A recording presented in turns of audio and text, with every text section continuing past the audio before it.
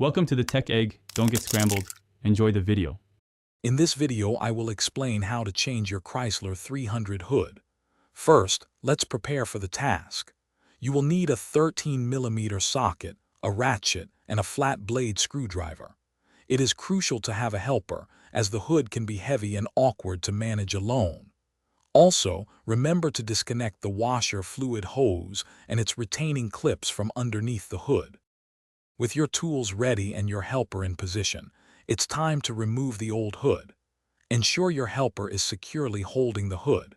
Use your 13mm socket and ratchet to remove the two bolts on one side's hinge. Then, move to the other side and remove those two bolts. Once all four bolts are out, gently lift the hood off the vehicle and set it aside safely. Now, let's get that new hood installed. With your helper, carefully place the new hood onto the hinge mounts. If you made alignment marks earlier, use them to guide your initial placement. Hand tighten all four 13mm hinge bolts, but do not fully tighten them yet. Don't forget to reconnect the washer fluid line to its T-fitting and reattach any clips. The final step is crucial for a perfect fit and safe operation. Adjust the hood until the gaps along the fenders and cowl are even on both sides.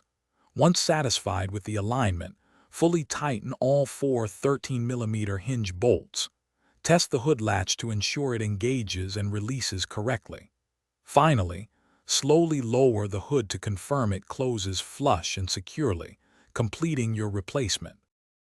Thanks for watching. Consider subscribing if I helped unscramble your problems.